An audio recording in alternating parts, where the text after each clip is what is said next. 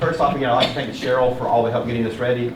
I'm about as computer literate as a stone, so without her, there'd be no presentation, or you'd be looking at my smartphone from here. That's about as good as it'll get. So thank you, Cheryl.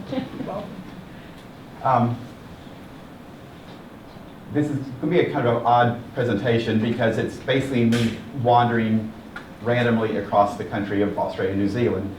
I was fortunate on this, well, not this last trip, but this is my 5th trip down to New Zealand, I think 4th or 5th to Australia. The first trip down, I got to spend 4 months in New Zealand, and it was basically, I got a car and just drove around in circles. Wow. And it was one of the best things I've ever done in my life. It was absolutely an amazing place, and I just can't say enough good about New Zealand.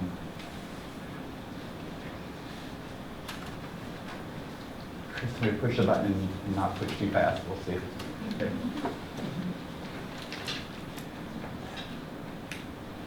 So I'm going to show you where I started on this particular trip. You always been flying up to Auckland and came down along the west coast. And this is very similar to the Pacific West Coast here in the U.S. It's fairly high rainfall. I'm doing a lot of focus right here around New Plymouth. That's around 100 inches of rainfall a year. It's uniformly throughout the year. The summer temperature is usually at 75 degrees maximum, barely freezing in the winter, a lot of times frost-free. So they consider themselves temperate, but I think by our definition it'd probably be subtropical. This far north part here is truly tropical. It never gets below 50 or 60 degrees. It's hard to get up there. I've never been north of about here. This very northern tip, I don't really have any great desire to go to. The east coast is very dry. It's more like in the central, maybe not the central valleys of Oregon, but Portland, Salem area. So it's arid, much drier than here. Fairly rocky. The prettier gardens are along the west coast, and there's some really nice ones down in here. This central area is all very high mountains. For those of you that watched Lord of the Rings, if you remember, I forgot which one, but it had the big volcano in the background erupting. It was actually one of the volcanoes in Central Island. It was actually erupting at that point that they used it was right about in here. So beautiful high plains with rainforest on one side. This area in here is all dry desert. You jump down to South Island, which is almost no people live here. Almost everybody lives up in Auckland. There's only about 4.5 million people for the entire country. And I think about 4 million of those live in Auckland. So South Island has nobody on it. It's almost completely deserted. The west coast, again, very wet. This part down here is, I think, the wettest part of any place on the planet. They get upwards of 50 to 60 feet of rain a year. So it's just ungodly wet. But interestingly, right along this area, there's a huge mountain range. It's called the Southern Alps. The highest peaks are about 12,000 feet. And all the rain comes in off the Tasman Sea and dumps here. So there's huge glaciers all along here, and then ultra-dry desert right here. So within 40 miles of the west coast, you go from massive rainforest to dry desert with just scrubland. No shrubs, no trees, basically, just low grasses. And this whole area is a giant volcanic plain. So it's basically volcanic ash and gravel, very flat. But the habitats change enormously. Plant diversity is just amazing. And it's such a narrow drive. I was spent a lot of time in Christchurch on this trip. To go from Christchurch on the east coast to get to the west coast, you can do it in less than 4 hours. So you could, in theory, you could do breakfast on one coast, lunch at the other, back to the other coast for dinner easily if you wanted to. So it's pretty amazing what you can see. You go from sea level to high mountains, deserts, rainforests, all in that little strip. So the amount of plant material you see in there is mind-boggling. But one of the first things when I get up there at the airport in Auckland and head south, the very first thing you start seeing are the big tree ferns. And to me, it's odd. I've lived most of my life in North Carolina. When I see this, I feel like home. I want to see the big tree ferns. And for them, they don't even think anything about it. These are all 30, 40 feet tall. This forests are full of giant tree ferns. And this is maybe 30 minutes from the airport. You just hit the coast, all these giant ferns. And going down along the west coast down towards New Plymouth, these beautiful big volcanic outcrops And how would you like that for a rock garden? There already is there. And again, this is still the North Island along the west coast where it's wet. It's wet enough that they have a lot of epiphytic plants, but they're not bromeliads like you see down in Florida or the tropics. This big plant up in the tree up here is Astelia, which typically you would see on the west coast of Grimmon Gardens as landscape plants on the ground. There they grow up in trees, and the common name of these is widowmaker. I've seen these up in trees bigger than Volkswagen buses. They can get up to 2,000 pounds, and they tend to snap out of the trees. There's a lot of wind in this area, and if something that big fell on you, you can see where the name comes from. But it's very, very lush forest. This is typical forest for along the coast. And this one, I'll show you two pictures so you actually see the scope of this tree. But you see my little car parked down here. So this tree is probably 30 feet in diameter, so it's not a little tree. I'm estimating 250, maybe 300 feet tall. It's the genus is Metrocedrus. There's a fair number of species in New Zealand. One of the common names is New Zealand Christmas tree. It blooms typically at Christmas for them. And the whole top is brilliant red when it blooms. They're stunning trees. It's got a couple interesting things. You see here the split in it. As a juvenile, it grows almost like an English ivy. It's a little ground cover on the ground as a vine. And it finds a host tree and climbs it, and does just like a strangler fig. It'll eventually climb to the top of the tree, kills the tree out. So this is where the old tree rotted out. So think that as a little tiny vine, and now it's a massive tree. Sadly, they've cut most of them down for timber and development. The biggest problem is this. And you can kind of get an impression of how big this tree is. I'm sure 250 feet easy, but this little piece right here, it's a metal band that the government is going to put on the bigger trees. There's a really nasty pest that was introduced from Australia. It's actually fairly endangered in Australia. It's called a possum. It's not the opossums we have here. It looks like a mink. It's about the size of like a 20 or 30 pound dog. How long, skinny. It's a vegetarian. It loves the flowers on Metrocedrus. So it's eaten, and it's taken over the entire country. There's millions of them now in New Zealand. It's completely obliterated the country. It's eating all the flowers of Metrocedrus, so they haven't fruited now in years. And now they're starting to eat the new growth out of the trees, and they're killing all the big trees. So they're not reseeding, and they're trying to do an eradication program right now. But they're going on all these big trees, they're putting these metal bands in so the possums can't climb to the top and eat the flowers out, hoping they can preserve one of the most iconic species in the country. But again, there's the Astelia. You see that clump is probably 30 feet across. I think it's going to be huge.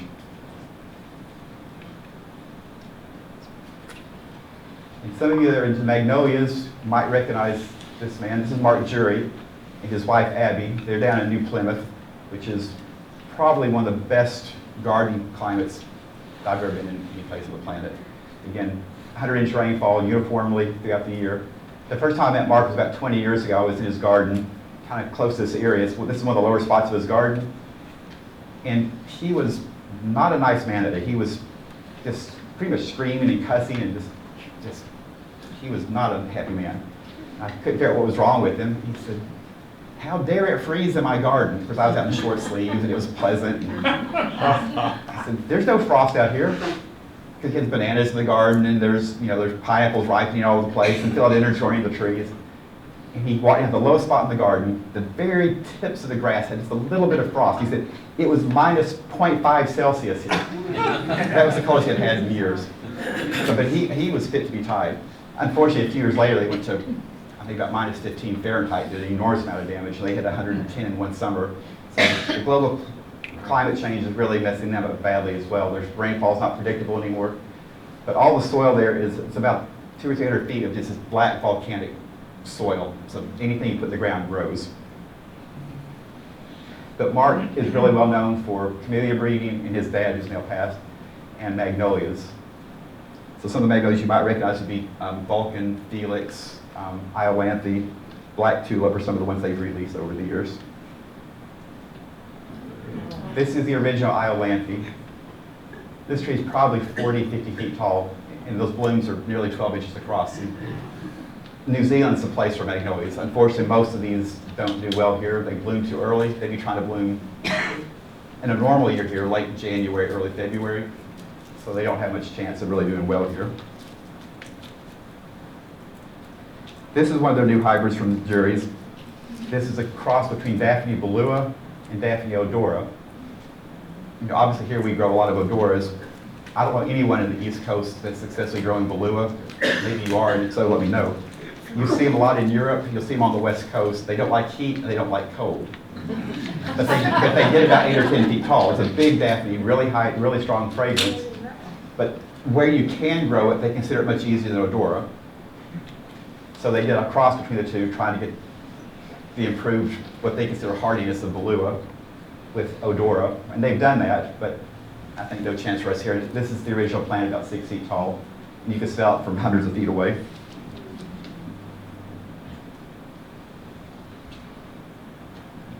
And this is also in the jury garden. This, you know, I'm gonna say a common, but you know, a nice calamity. But I don't know, Tony might have some in his garden that nice. I haven't seen any around that pretty. And again, this is just some different magnolias in the jury garden. Mark has been breeding for, I guess, over 50 years. And these are just unnamed seedlings. And the first time I was there, I was looking at his, at that point were the Michaelia crosses. And he has a very large piece of property. And he put, each cross, he put down a fence row about every 20 feet apart. And I'm guessing he had 4 to 5 miles of fence rows planted in magnolias in full bloom. Wow. So I got to spend a week with him walking his fence rows, evaluating magnolias. It was a magical trip. This is just a few minutes down the coast from the jury, still along New Plymouth. They're like on the west coast. This is a real good friend of mine,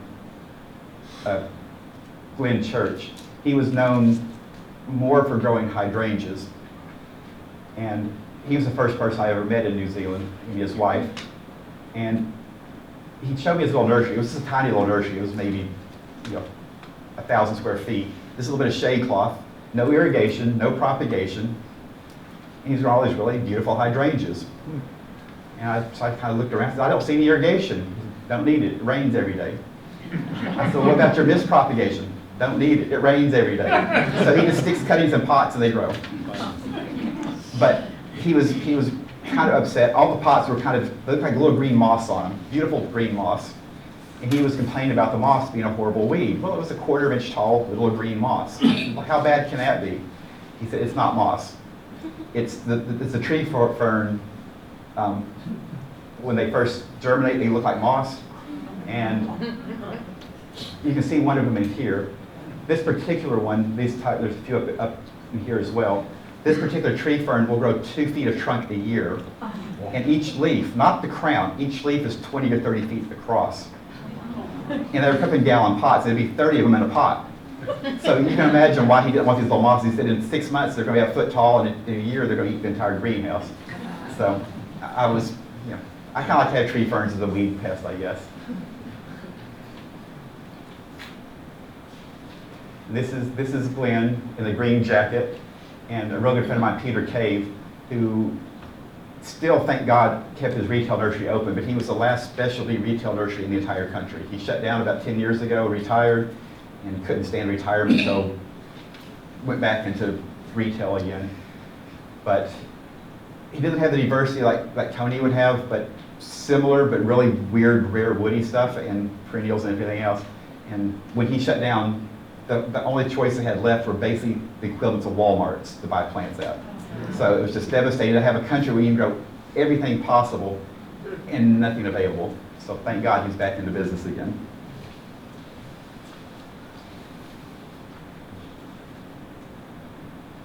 And these are just some general views through Glenn's garden, but it's just, and the interesting thing is I saw this garden the first time about 20 years ago. So it's obviously grown since then, but it was already a big, mature garden when I saw it 20 years ago. And Glenn was asking me, he said, how old do you think my garden is?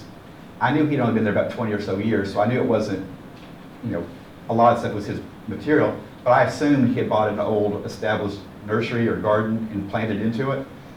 He said when he bought the property, it was a flat sheep field, just grass. And there were liriodendrons, the tulip magnolias in there that were 100, 120 feet tall, 3 feet diameter, 16 years old from seed. So, stuff in this area goes fast. Nothing compared to what they do there. I think they would have some plants probably 10 times the growth rate that we'd get. So you can imagine having a garden like that you could easily do that in New Zealand in 10 to 15 years from a bare piece of ground. And just to give you an idea of some of the plants that are here, people that know perennials probably know this begonia. This is a begonia species of some type, but 12 to 15 feet tall in the garden there. These beautiful big begonias. And I don't know if you know Dorianthus palmeri. It's an Australian native. And you would look at it and you think that walkway is way in the background. It's not. They're side by side. The leaves on Dorianthus are close to 20 feet tall. That spike is about 30 feet off the ground. The individual flowers are the size of dinner plates. So imagine a giant red amaryllis that's 30 feet tall.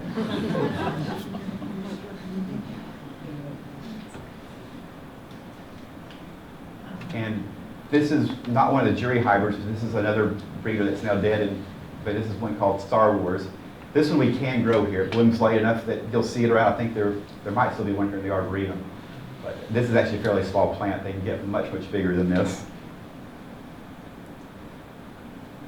And again, in the same general area of New Plymouth, there in the central part of the West Coast, this is another magnolia breeder's garden, but he also likes all kinds of plants, like most people do there. And I'm just drooling and lusting to be able to grow the Dracaena Dracos. You see them all over the place in New Zealand, and they're just absolutely these most insane looking plants. But they can grow, again, cactuses, succulents. You'll see orchids growing, everything all right together.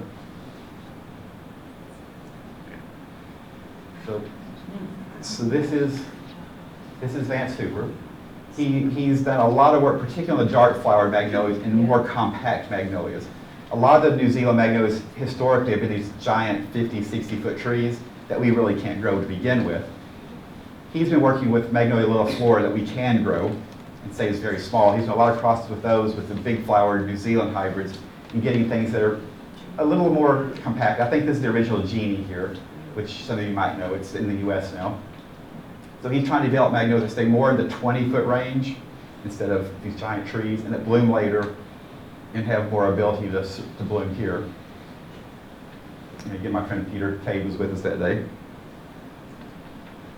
And it's typical. It's raining. It usually is rainy there, but we didn't care. We just took off and went to see his garden. Vance has probably 15, 20 acres of magnolia seedlings, so thousands of plants. And they were pretty much at peak when we were there, so we got to spend a lot of time looking around at all the new crosses. And it's interesting, the guy in the middle, he was born in New Zealand, so typical looking clothes. The guy on the left was born in England, but dresses like a New Zealander.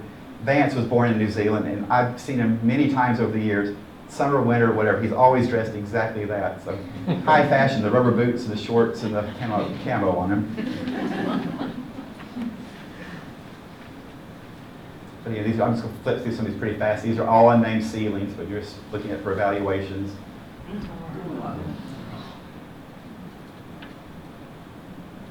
So these are kind of unusual colors. That was really a nice one. It's a big bloom, about 10 to 12 inches, but it's later blooming, so that we might be able to grow something like that. He'll probably never release it, but. And unfortunately right now too, with the quarantine issues and things, getting stuff between countries, 10, 20 years ago, it used to be fairly easy. Those of you who are doing it now realize it's almost impossible. It's really difficult to bring material in or out to other countries. So magnolias typically are on a fairly high quarantine list for some pests they carry. I thought that was a really cool colored one. And this one he was really excited about. I don't like it personally, but he was excited for a couple things. This is the first blooms it ever had on it. So that's the first ones ever on the plant, the first day it opened, so it's the first time they'd ever seen it. To date, that's his darkest flowered one, but to me, they disappeared to the background. You don't see them. You need some lightness to show up. But it's gonna be a nice compact plant, I think. Really dark. He'll probably release this one. And for those of you in the spring, when you plant your little mixed planters and you go to the store and you buy these little cordylines and little pots, these are annuals. Those are all Cordyline australis, which is a New Zealand native. These are actually babies. I've seen them, those are two plants there together. Whoops, sorry. There's two plants there together. But I've seen individual plants probably 3 times bigger than those two combined. So they get to be enormous trees. And rhododendron,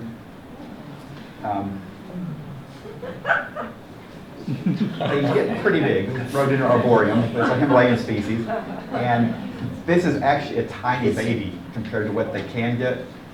Yeah, I was really devastated on this trip. One of my priorities as soon as I got into town was I had to go look at this one really old rhododendron. They think it's the original first arboreum brought into New Zealand 175 years ago. And the first time I saw it, we paced it and estimated 180 feet across both directions. About 50 trunks. The trunks I couldn't reach around. Individual trunks, 4 or 5 feet in diameter, probably 50 of them. The lowest branch is about 20 feet up. We estimated between 80 and 100 feet across. And it was in full bloom. And it actually shows up on Google, when they do the Google Maps from space, it shows up as a big red blob in the middle of town. It's that big.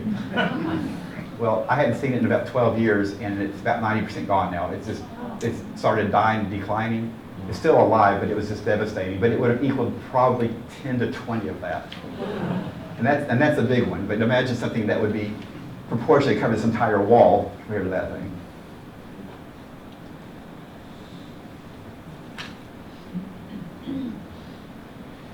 And this, I know we have a big group and it's not, we can't really easily do a discussion, but anybody try to guess at what this tree might be. We actually grow it here, not this species, but we grow this genus here as a little shrub. It's Vitex. This is Vitex lucens. It's the only Vitex species in New Zealand. It's an enormous tree. It's the biggest of all the Vitex. These will get to be 200 feet tall. They estimate this tree is about 1,000 years old.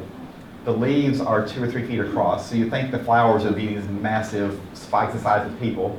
It's probably the smallest flower of any Vitex. These little dinky red things about the size of your thumb, the whole inflorescence on these giant trees. But this again, this is New Plymouth area. So this is the main volcano at New Plymouth.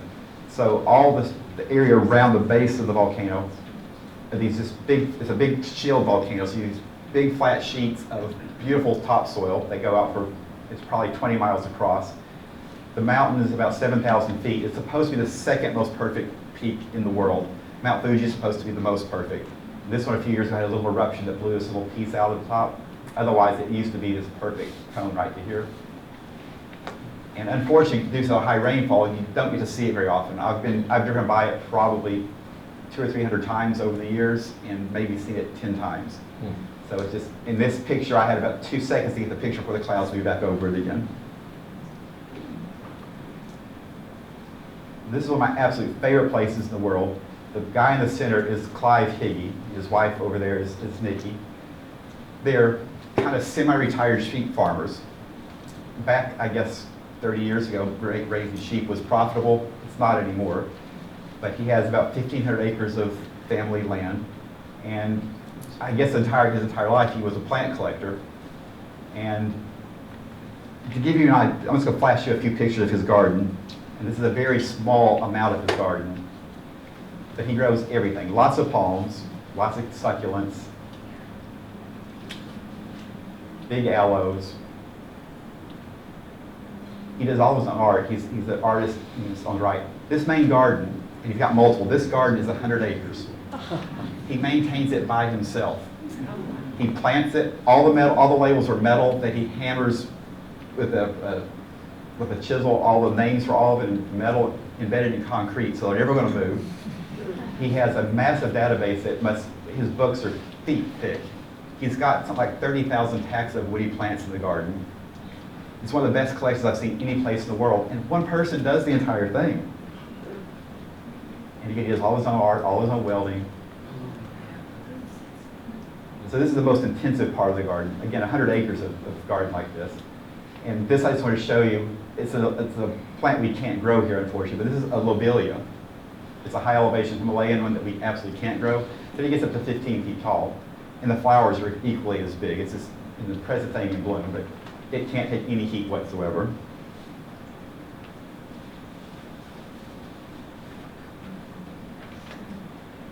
And this is an interesting part of Clive's garden. He probably has another 500 acres, I want to say loosely, in arboretum and forestry. Again, it's a sheep farming area, and the hills are extremely steep. Some of them are so steep that you physically cannot go down them. You just fall off. You have to have a rope to rappel. They're so steep. But he plants all these hills. So he's miles upon miles of plants planted out. He just lets the sheep graze underneath them to keep them clean.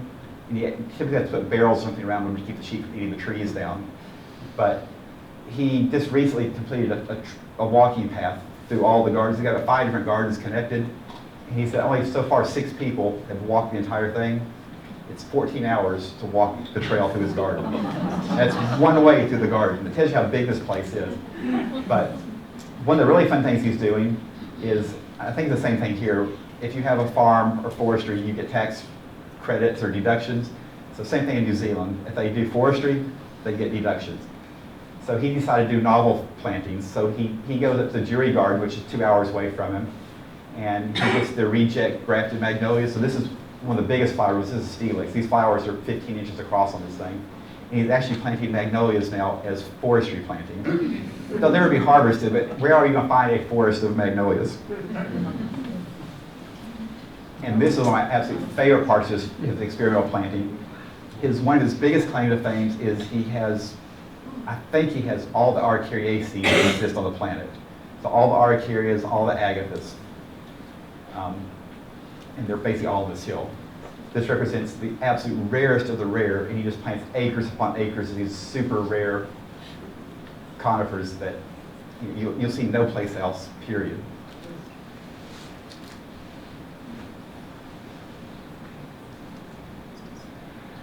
And this represents probably, arguably, the best day I've ever had in my life. It was barely above freezing, it was rainy, it was windy. We were out in a little sheep farm, a little sheep paddock with a lean-to building that was really not keeping the wind or the rain off of us. And we were doing some experimental propagation. And I won't go into all the details of what we were doing because it's pretty time-consuming. But all of these are different Araucaria. These are different agathis. There's Lobelia, you may have heard of from Australia. Some of these, they only know of one plant in cultivation, period, in his garden. So most of these things are so ungodly rare. In some cases, there's 50 or 60 left in the wild. This I thought was just outstanding. It's a Podocarpus. Look at that new growth. And that's about 6 inches across. I don't know if it's going to be hardy here. It makes a 50-foot tree. Questionably, that'll be hardy. He gets some freezes in this garden. And then down here, these are some ultra-rare Metrocedrus, like that giant tree I showed you the possums are eating. These are super rare species. This one, they only know about 5 plants left on the planet. He has one of them. So it's that rare. And we spent the entire day trying to find novel ways to propagate them. I don't know yet if we succeeded, because it was really way out of the box thinking of what we were trying to do. But if it works, one of our plans is to try to reintroduce, I mean, a lot of these, for example, Lobelia. There's one clone in production. There's only about 50 plants known on the planet, all in some little valley in Australia. But they've only propagated and released one clone, which is not very good genetically speaking. So if we can figure out a way to propagate, we're hoping we get permission from different governments. Most of these come from different islands, all out through the South Pacific, to go in with the forestry departments and try to clonally do all their entire forests. So they have a really large genetic base and redistribute them again. So we have a lot of hope, but it's a long shot. But this is what I have to do when I retire, is to go play with weird stuff like this. But that was probably truly the best day I've ever had in my life, was in this horrible rain and cold, playing with this super rare stuff. And this little building here is a Pottery Art Gallery. It happens to be the son-in-law of Clive that had the really big garden we just looked at. So Clive worked with his son-in-law in the little town of Wanganui, where they live, to do these really cool medium plantings through the town. And it's just the most awesome, cool succulents and arid plants imaginable, because it's right through the middle of town. They have all these little medians and the sides planted, all these really cool things. They might have made a little bit of a problem mistake here. They planted these Dracaena Dracos. They're getting ready to bloom. This is about the height of the bloom. And when they bloom, they branch horizontally. And those are about 6 feet tall. So, and then he goes flat, completely flat like a table. So it won't be long for cars won't be able to get down the street. But this is the son-in-law's private garden just off the street. And I can't say anything more about it. It's just a stunning garden.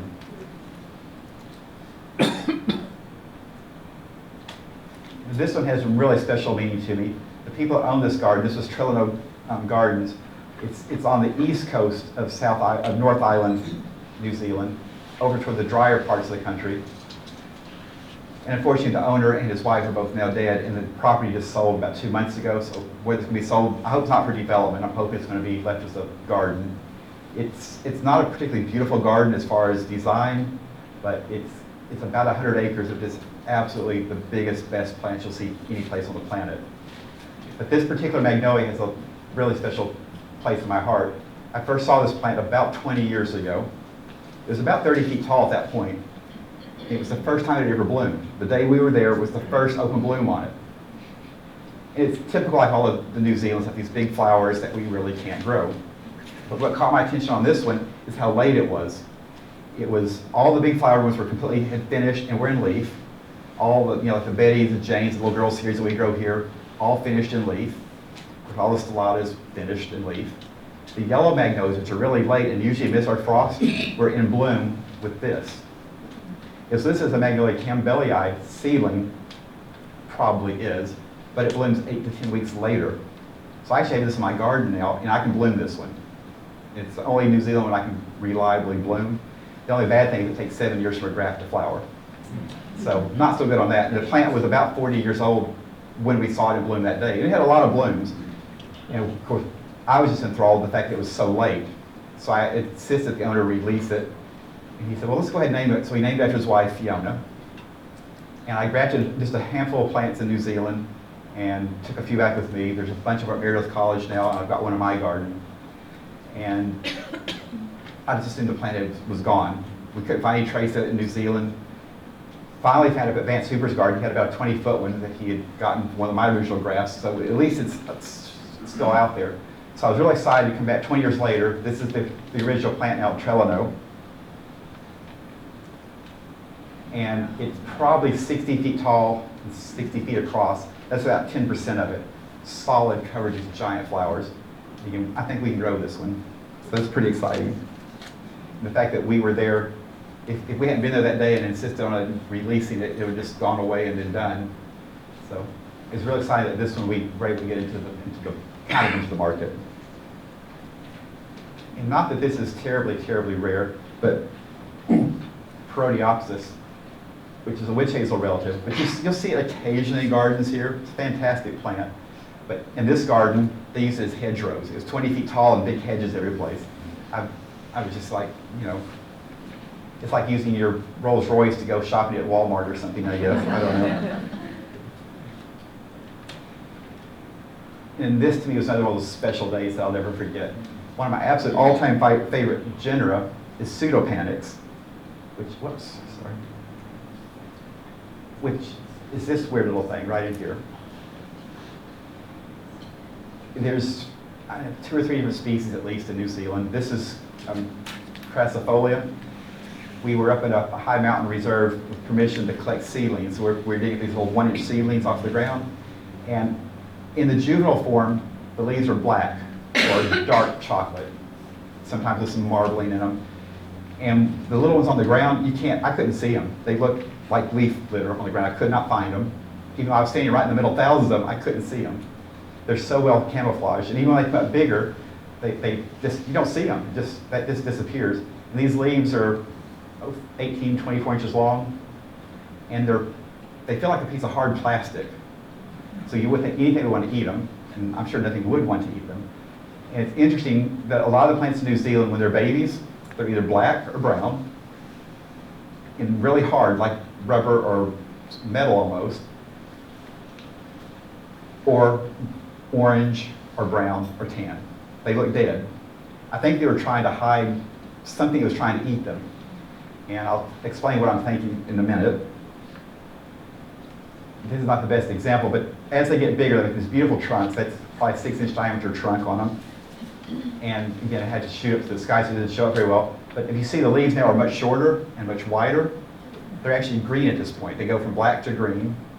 And it starts branching at about 12 feet. They go straight up and then branch at 12 feet. Here's a different species. This is Dendropanix ferox.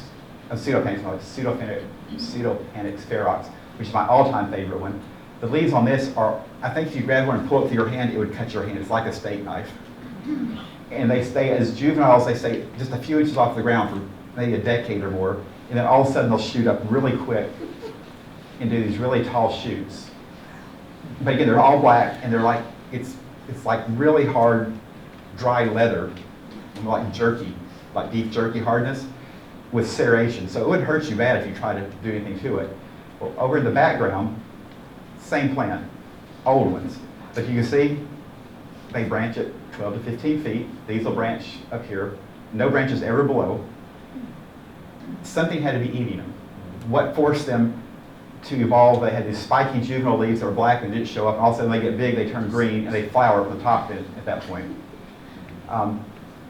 The only predator that was, or herbivore that was there, that's no longer there, were the big moas, the big birds. The Maoris ate them all. I think the last one's died about 700 years ago, but there was a giant moa that was 12 feet tall. It's interesting that almost all the plants, and I'll show some other ones later, different things, go from a juvenile to adult stage at 12 feet. So there had to be some evolutionary pressure to force them to do that. I think it was big birds.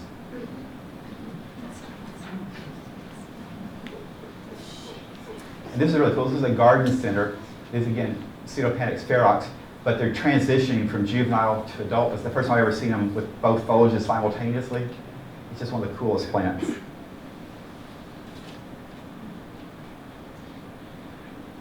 And this is just outside of Christchurch, where they had the huge earthquake a few years ago. And I didn't have the heart to go downtown. I used to spend a lot of time downtown Christchurch and Tenant Gardens down there. And they said, I think it's been 7 years maybe now since the big earthquake. And most of the downtown is still roped off. They haven't even fixed it. The streets are ripped up, buildings are still down. They just basically abandoned downtown. So I didn't have the heart to go back and see the devastation of what was such a beautiful city. But you get just outside of town, you get these big flat plains with these really cool rolling hills. These are all ash deposits and lava flows from the volcanoes from that area.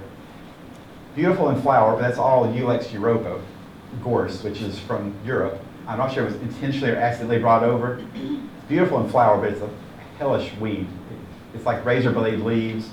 Nothing will eat it, and they're actively trying to kill it. And sadly, it's displaced in a lot of really great native plants that it's eating. And this is the area that the gorse is taking over.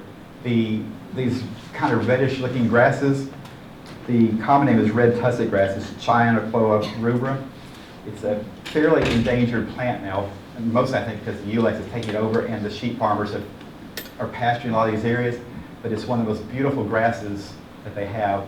Unfortunately, really tough to grow. I don't think we have any chance of growing it here, but that's its normal color. It looks dead. And again, I think my guess is that a lot of this was to escape grazers. If you look dead, nobody wants to eat you. And just because of the time frame, I had to make a big jump from, this is the Central Plains, and this is South Island now, sorry, we jumped down to South Island. These are the Central Plains, it's outside of Christchurch, and I'm going towards the West Coast. The West Coast is just behind this mountain range. So this is over the West Coast. This is where you get into those 50, 60 foot rainfall areas. It's all heavily glaciated, and you get these absolute sheer vertical walls. This is Doubtful Sound. The next sound up from this, Milford Sound, I've done several times before. There's one of the places where the glacier cut through. If you're standing up at the top, up here, it's almost 7,000 feet above sea level. And they actually take a boat and they back into the shore down here, and you look up, and the mountain's hanging over you about 30 feet. So it's not vertical, it's past vertical, 7,000 feet. So most of these peaks in here are over 6,000. And I'm not saying you could jump from the top to the water. You'd probably bounce a few times, but you wouldn't bounce many times. And oddly, there is absolutely no soil any place in this part of the country. None. It's so heavily eroded from rain that organic matter really can't build up. And you can kind of see it here, all these bare areas or semi-bare areas all through. They have massive landslides almost nonstop. I mean, you can see multiples per day where the whole mountains just slough off. And it gets so wet, you can see it in here, green parts come in. These little mosses will start growing in lichens that grow directly on the rock. They say it takes about 100 years for enough lichen and moss matter to get a couple inches thick that little scribbly trees and shrubs and things actually root into it. And you'll get these bigger trees that'll be 100 feet tall, but they're growing in 2 inches of moss on vertical walls. So it doesn't take much for the whole thing to fall off. So if you try to climb it, the whole thing will collapse with you anyway.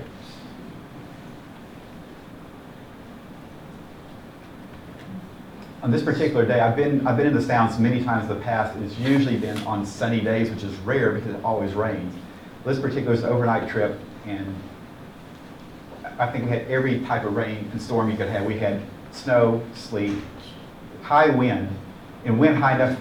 This inlets we're in, from one side to the other, or maybe a mile across, and they had straight line winds coming off the mountains that ripped all the trees off the mountains. And we had white caps out here 6 feet tall, and even the captain on the boat thought we were all going to die. He'd been there for 30-something years, so it's the worst one we'd ever seen, ever.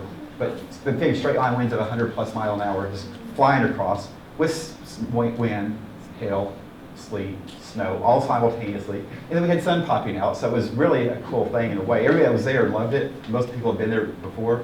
We thought it was the best time ever with the rain and all the, because we had everything it could throw at you. And this is one of the weirdest things I've ever seen in my life. This is not a cloud, it's snow. We had these little snowstorms, and they came across as balls. That must have been 1,000 feet across, just balls of snow. And it hit the boat, and you just get white out like a blizzard, and then it passed. Really weird, really weird. And the night we were there, we had about 3.5 inches of rain that night, so it's, again, they get rain all the time, but it was a good heavy rainfall. And there's waterfalls every place anyway. There's so many they don't even try to name them, they don't even make any attempt. But they estimate just that one little area we were in that one day alone, over 10,000 waterfalls in that one area. So there's waterfalls every place. And then the sun breaking through. But it's one of the most beautiful parts of the country if you like desolation. It's hard to get there, really hard to get there.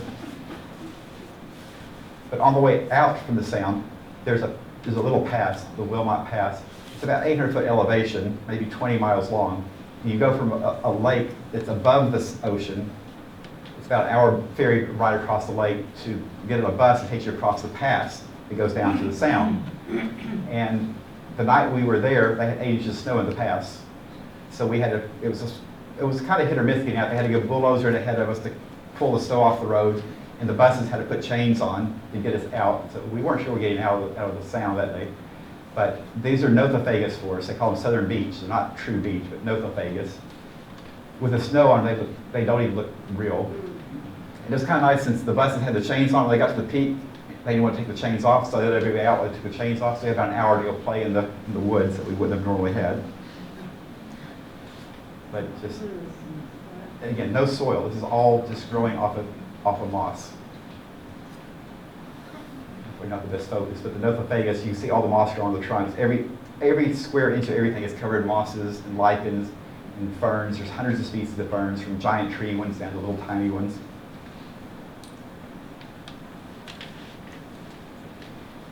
Okay, if you were, for direction-wise, the Sound I just came from was back here. So the ocean's about 40 miles that way. That's west. So towards you would be the east. This is the Southern Alps, which is a huge range. It pretty much crosses the entire southern part of New Zealand. And the east side is very dry, arid. The west side is those 50, 60-inch rainfall areas, and the mountains catch all the snow as they come across. So this is going into the Southern Alps. And it's really cool because they just have these flat plains and it goes straight up. So that's 12,000 feet almost straight up from that plain. Again, you see very arid.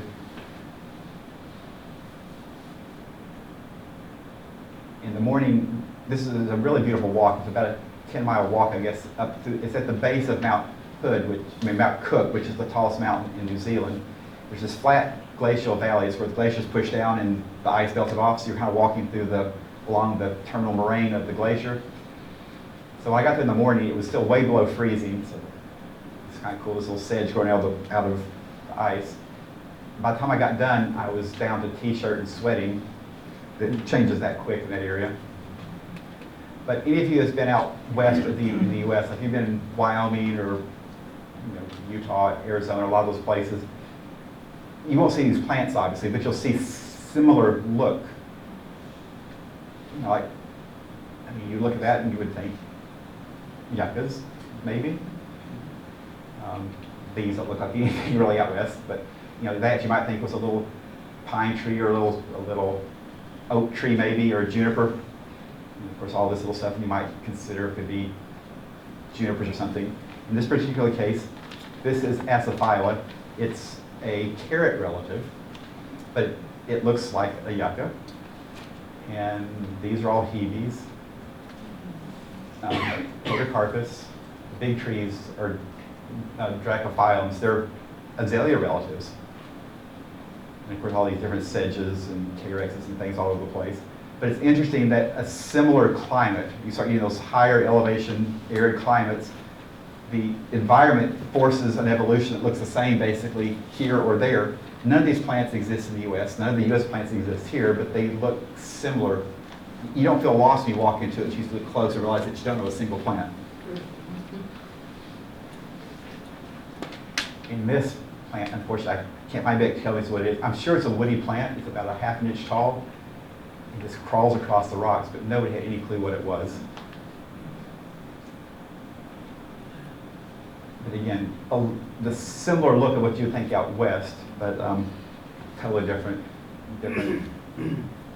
genera. Nothing here would grow in the northern hemisphere. Just always a cool view up through the mountains.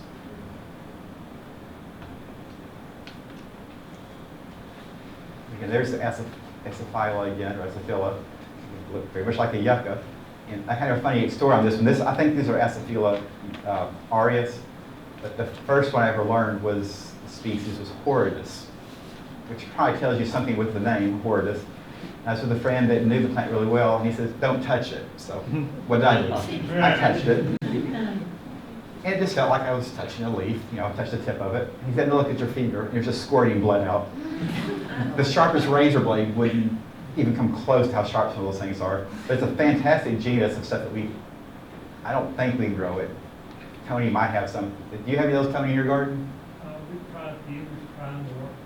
You've probably killed them, I assume? So far. So far, I've tried about 13 species and killed all mine too. But there's some really cool ones. Again, just some of the native stuff is Podocarpus, where we had juniper, they'd have Podocarpus. And this, I always have to look up the name on this one. Melicitus alpinus. One of those bizarre things. And again, I wonder what was trying to eat this that made it do this. These thorns, they are thorns. They're about 3 inches long. And all the leaves are tiny, and they're down inside. They never, ever come out. That's as far as they come out to the outside surface. You couldn't put your finger into that, much less your hand. I mean, there's no possibility of getting anything in there. So I'm trying to figure out what in the world was eating these that made them evolve that type of defense. There's nothing there now that would do that. So was it moas? Was it something else? Who knows? But something forced that evolution. Grisolenia, you'll see other species of Grisolenia down in Florida. These are the landscape plants. This is a dogwood relative. And this, I'm pretty certain, is Crocia. There's so many different Crocias. They look very similar to the Meliocytis. I'm not certain. But again, similar evolution. Really congested. Nothing to get in there. I don't think even a small lizard could crawl into that. Did you see any fauna at all? See any what? Fauna, animals? A lot of birds. lots of dead possums in the road. So I'm not sure it counts as fauna, but not native fauna. I think a lot of the native fauna has been eaten, I think, in the past, unfortunately. There are a lot of cool birds.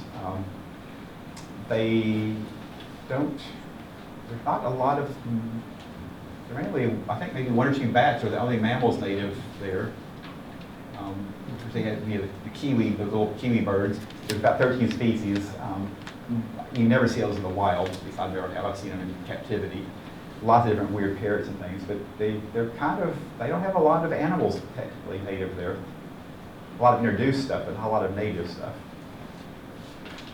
And again, to show you some of the general views that, again, you think look similar to some of our stuff here, and not a single genus there that would grow here. That's my absolute all-time favorite trees. That's the Draconidums, the Draconifoliums again, Draconophyllums, I'm sorry. I showed that picture to several people, and they figure that tree is over 1,000 years old. It's probably 8 feet tall, but just stunning. And of course, the people that know me know I always am looking for mutations. So I found a bright golden form of it, which is kind of cool in the mountains. Bad thing is they only grow in the mountains. They can't even grow in other places in New Zealand. So there was no reason trying to propagate it and even taking it down to friends an hour away because they couldn't grow it there either. So you just have to enjoy it where it is.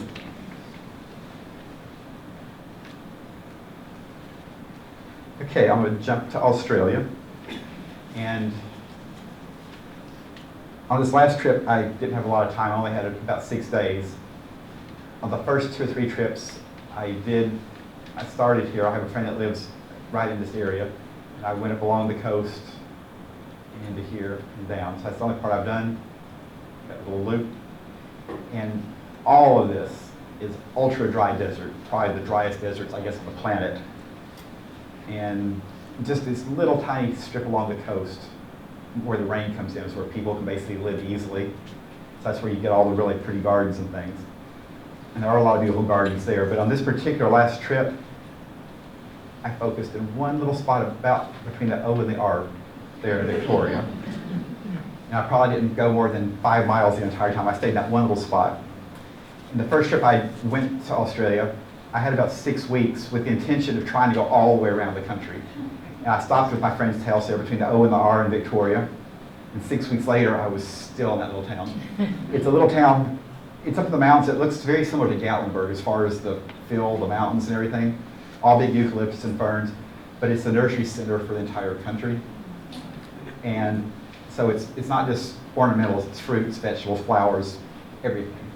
So almost all Dutch. You hear more Dutch on the street than English.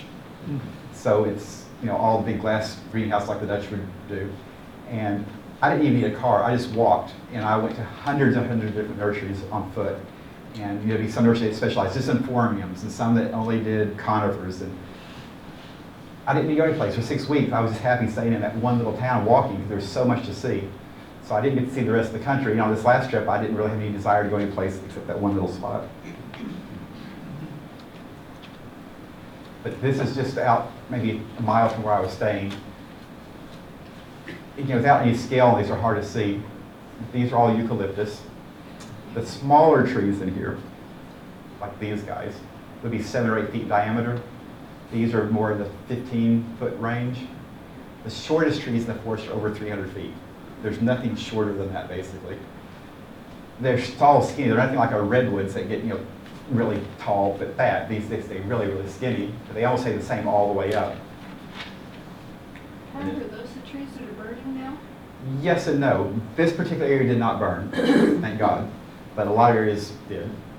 This is a real high rainfall. This is one of the higher rainfall areas in the southeast anyway. The tropics get more rain. But for the temperate areas, this is a fairly wet area. And they fortunately had decent rain before the fires came in. So they were within 30 miles of here, but they missed this area. But yeah, that was the type of forest that were being burned out. So it's hard to imagine. It's beautiful 300-foot trees, 350-foot trees. And you just views to the forest there. And it's interesting, New Zealand has tons of tree ferns. I think they have, maybe 12, 15 species of tree ferns and 5 or 6 different genera. Australia has 2 genera, 1 species in each. So these are the Cyatheas. And this actually goes quite a bit further down, but you don't see it. It's about 70 feet tall. Ungodly slow growing. I think those trees are 300 to 500 years old to get that big. But beautiful trees. And then the Dixonia antarcticas. These are the common ones, and they're every place. They're 30, 40 feet tall, but they grow really, really fast. I saw a place down in Tasmania where they were harvesting them for, I guess, for to sell to commercial, you know, for homes or gardens or whatever. It's kind of cool. The whole trunk on tree ferns, all of this is roots. So you can't cut it off here. I mean, you can cut this off and plant this, it'll grow. The bottom part dies. It'll never make another shoot from wherever you cut it. But you can cut them off of the ground, you can cut them off from the top, wherever you want. As long as you keep the top intact, you can plant it and it grows. The first time I saw them in some big ones in a garden just up in Scotland at an arboretum, they had some 70 or 80 foot ones in a big conservatory. And the friend I was visiting with, he had actually planted them. And I said, well, how do you plant them? And he said, come look. They were poured in concrete, literally concrete, with drip irrigation dripping down the trunks. He said, they don't need any soil. It's all roots. So really peculiar. But this place in Tasmania, they were digging up trees that must have had 3.5 foot diameter trunks. I have never seen such massive tree ferns. It was just such a wet little valley where they were growing. And it's to tell you how common they are, you go into the equivalent of a Walmart or a Kmart, and you go into the garden center. Right next to the door, they have like a little umbrella stand with this, they cut all the leaves off, this piece of the trunk. They're like 5 feet tall, they're $10. With the currency exchange, that's $6.50 a piece for a 5 foot tree fern. Every store has them. They're that common and that cheap. And unfortunately, we can't grow them. I think we can if you put drip irrigation on them. I've seen them in places that were colder than here and hotter than here. But they put drip emitters and let it drip constantly water drip down the trunks. They can never go dry for, I think, even a second, or they're dead. So in theory, I think we can grow them, but you can't leave them outside in the winter. They would freeze. You have to protect them. But I've seen them in zone 6 gardens outside that they wrapped heating cables up the trunks and wrapped up the leaves, and they were able to keep through zone 6 winters. So they can be done. And again, it's more for an abstract, but that's the Saithia. Beautiful outlines to them. And again, those of you, some of you might know this, some of you might not, but this is Lobelia nobilis. This is the more recent find in Australia. This is one of the rarer of the Archaeaceae. I think there's about 50 known trees in existence. All the ones in cultivation are a single clone, which is not good genetically. This is the biggest one I've seen in the gardens. This is the friend I was staying with, Leo Coolin, at his nursery. And again, one clone. So we started looking at this tree, and it's the first year it would have ever flowered. So it was really exciting to see cones and male pollen inflorescences on it. The weird thing is, there's about 9 trunks on this tree. They stay very tight. They typically make multiple trunk trees. Again, this was cutting grown, single clone, about 9 trunks. One trunk would be all female, another trunk would be all male, another trunk would be all female. There was no mix to the tree because every trunk was a separate sex, which is really odd that it's all one clone. So I've never seen anything like that before. That's the male flower on it. Those are about 6 or 8 inches long, so it's a pretty big pollen producing thing. And the females are about the size of maybe a grapefruit. So they look very much like typical Araucaria fruits and flowers. And maybe not really exciting to a lot of you. It is for me because I do a lot of Magnolia Grandifloras. And it's a nice southeast native. You might argue whether or not it's native here, but it's at least a southeast native. It certainly is established in our woods here. This is interesting though. This is one nursery. They do 500,000 of them a year. I don't think all the nurseries in the U.S. combined grow that many. I don't think even close. And again, it's one nursery, so it's kind of cool that one of our southeast natives has gone 10,000 miles away and has begun growing these absolutely massive numbers. This is one small piece of one propagation house. This is maybe 10% of this one house, and he's got 3 houses like this. So it's just kind of cool to see one of our common plants in huge production elsewhere. And similar to the garden up I showed you in North Island, New Zealand, where the one guy was doing 100 acres. This one guy is doing 100 acres. He's 78 years old. Jeff Bogle, I'm sorry. Really cool old man. He doesn't maintain it great. I mean, he mows it with a mower. Mostly conifers. I would say arguably one of the best conifer collections in the world. Tens of thousands of different conifers. A lot of his own selections and mutations. But it's just, the entire thing is like that. So you just can't imagine how beautiful the garden is. But again, it's kind of tall grass, but again, a 78-year-old man doing 100 acres by himself, I think it's pretty awesome. And another eucalyptus, and this is not big compared to eucalyptus, but there's, I think, 900 something species of eucalyptus in Australia. This, whatever the species is, and Lord knows there's something I wouldn't even begin to guess, but this is the national champion for the species. It's the largest of its type in the country. And it just happens to be in his garden, which is pretty cool. And this, I think, is kind of interesting. This is Cytisus proliferus. I think it's a Canary Island native Scotch broom type thing. Not particularly pretty, just kind of ratty, ugly thing. That's probably 30 by 30 feet. It was introduced, I think, mostly for, it's a nitrogen fixing plant, so they use it to help improve their soil, and also for cow and sheep fodder. It's really good for them to eat, apparently. But it's just kind of a big, ugly, sprawly thing. Well, this conifer guy grew up a big batch of seedlings off of it, and found that. I think that's awesome. I've tried propagating it now, I think the second or third time over 20 years. I don't know if he's successfully done it yet. I don't think it'll live here. I think it needs to be frost-free. But for a mild climate, that's pretty awesome to take a nasty, scrubby looking thing and end up with that.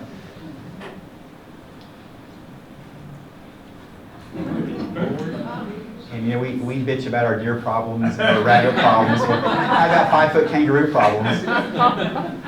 And this is a very small mob. There's, I don't know how many, 40 or 50 in that, but we saw, in this one garden, we saw mobs as big as 150. And the males on those, the big males are 7.5 feet tall.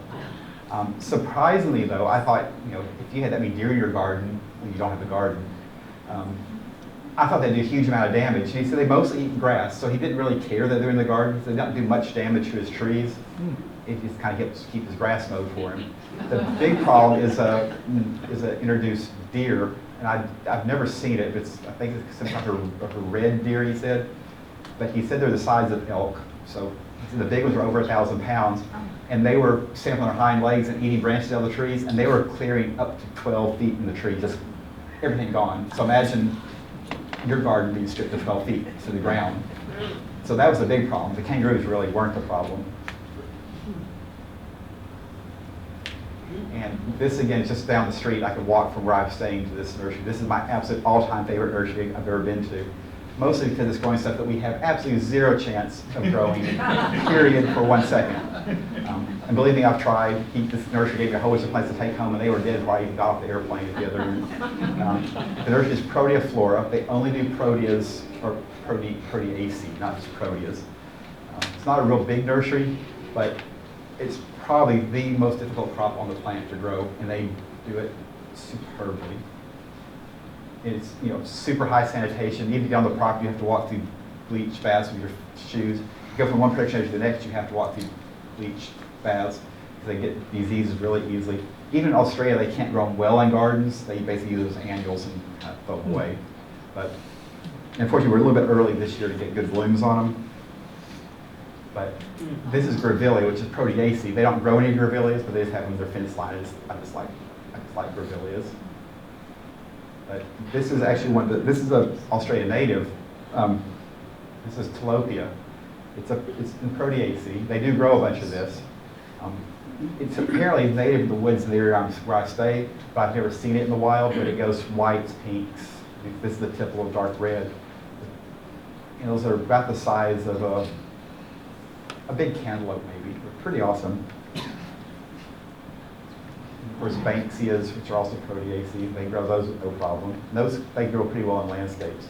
And that was one of the first things that really caught my attention. The first big landscape I saw in Australia, it had Banksias, which we can't grow. It had date palms, which we can't grow. It had blue spruces, which we barely can grow because we're too hot. It had larch that they grow up in central Canada.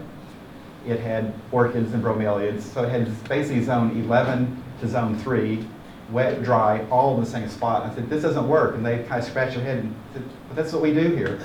So, you learn real quick that the rest of the world's not the same as here. And these are all leucodendrons. There's lots of different types of leucodendrons.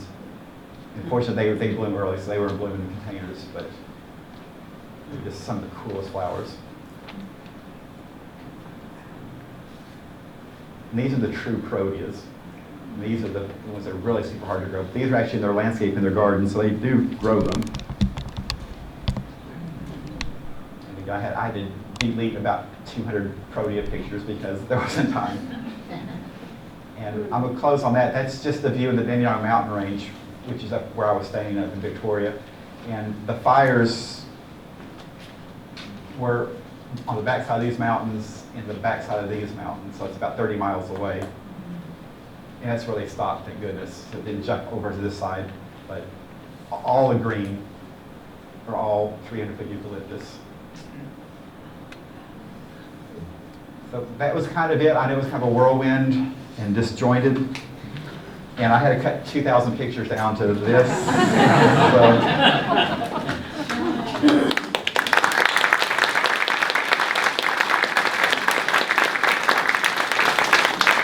If you have any questions, I'm glad to answer them or not answer them.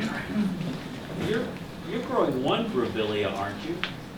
Yeah, it grows Lobelia rosemarinifolia. We can kind of grow here. Hybrids with rosemarinifolia, we can kind of grow here. They'd be really dry. You can also do the hardier forms of Lobelia victoriae. I think, Tony, do you still have that one next to your office? Is it still there? We lost the big one, but we put another one back out. But that one's been pretty reliably hardy. I think you can grow, I think there are, we might still have a Hackia out here, which is proteaceae. So there's a few proteaceae we can kind of grow, kind of. Easy in pots if you keep them dry, some of them. They don't like water. Are there any acacias that'll grow here? Reliably? Reliably? I don't know, maybe. Acacia? Do you have reliably hardy acacias? Maybe. Haven't found any from down under. Not yet. They split them up. So. And that's one nice thing. They weren't blooming on this particular time, but the understory of the eucalyptus is 100-foot tall acacias, and it's a solid sheaf of yellow when they're blooming. Yeah. I love the yellow. Yep. But I haven't seen any reliably hardy here. Again, in pots, not too bad, but yes. Back to New Zealand, how did all those cacti and that grow on that wet side where you got all that rainfall? It's really wet. The question was how the cactus and things grow in those wet areas of New Zealand.